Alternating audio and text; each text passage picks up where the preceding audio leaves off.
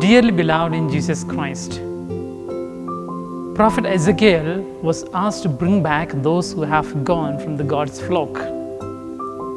Saint Paul tells, love as basis for all the commandments. And in today's gospel, we hear the fraternal correction we give towards the one who wrongs us. In a nutshell, the liturgy of the word speaks about love and forgiveness that builds a Christian community. In the first reading, God holds the prophet responsible if he has failed to correct anyone who went away from the God's way. He uses the concrete words telling prophet, "You are the watchman of the whole flock of Israel, and you have the duty to bring everyone who wrongs against God's ways." Similarly, every member of the Christian community holds a responsibility if he or she fails to correct and bring back his brethren when they go away from the God's flock. Therefore, dear brothers and sisters, every one of us will be answerable before God if we don't correct and bring our brothers to God's way. To bring this responsible and healthy Christian community, Paul says, love is the basis. For him, if there is love, all the commandments can be easily fulfilled. Origen says, every one of us have got a duty, a debt to pay, a debt of love to our neighbors. And this is the debt permanent and always stays with us. Though we discharge this debt every day, yet every day we owe it back, love towards our neighbors. Therefore, St. Paul says, if you discharge this love towards your neighbor every day faithfully, you are able to fulfill the commandments faithfully. He will not commit adultery because if two people give away in their physical fashions, it is not just they love too much, but it's because they love too little. Because in real love, there is respect and fear towards sin. He will not steal because love is concerned more about giving to others, not receiving from others. He will not covet because love purifies all unnecessary desires that come within our hearts. And he will not murder anyone because love is building, not destroying. Therefore, dear brothers and sisters in Jesus Christ, if one has love, he can fulfill all the commandments and he can bring back anyone who strays from God's ways. Since love builds, gives and promotes life, on the contrary, lack of love leads one to anger, resentfulness and unforgiving attitude. Therefore, if we possess the virtue of love in us, we can bring back anyone to God's love and care.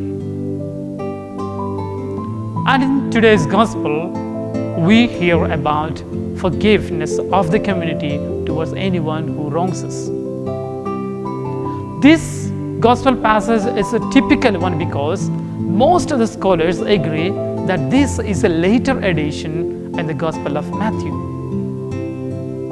Though it is a later addition, it does not lack in what Jesus said about forgiveness.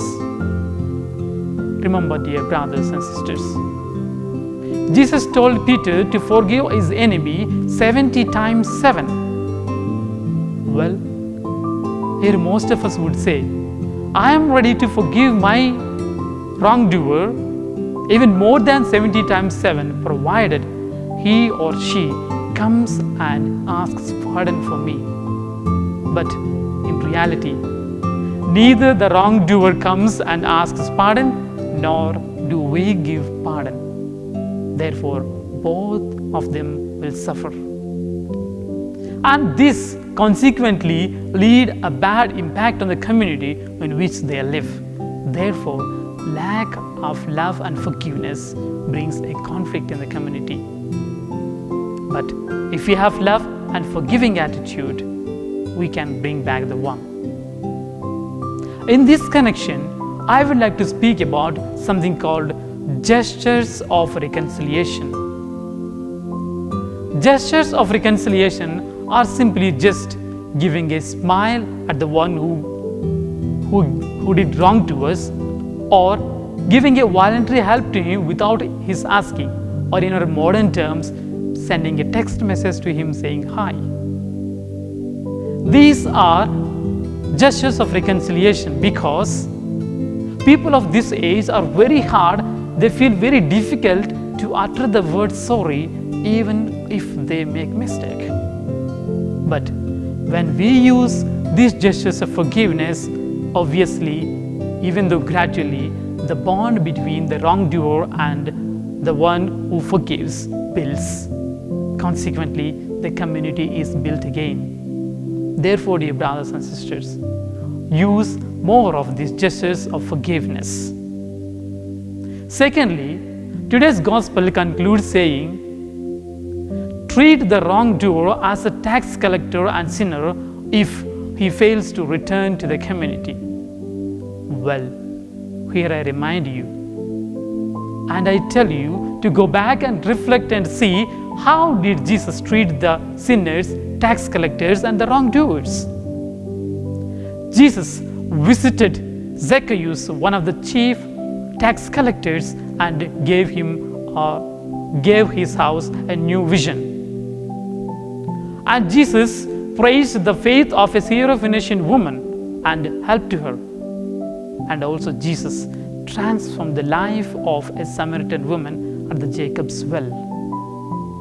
Therefore, dear brothers and sisters in Jesus Christ, this is how we are also called to treat anyone who wrongs against us. Treat with love, compassion, more welcoming attitudes. Eventually, when this is done, the wrongdoer will realize the love that we have towards him, and gradually there will be a bond between you and your wrongdoer, and the community grows. Therefore, in a nutshell, today's liturgy of the word speaks mainly about 3 points. The first one, every one of us holds a responsibility towards the one who strays from the God's flock and have got a responsibility to bring him back. Secondly, if there is a love, we can fulfill all the commandments, forgive all our enemies, building again the same Christian community. And finally, use more of gestures of reconciliation to build Christian community in this modern society.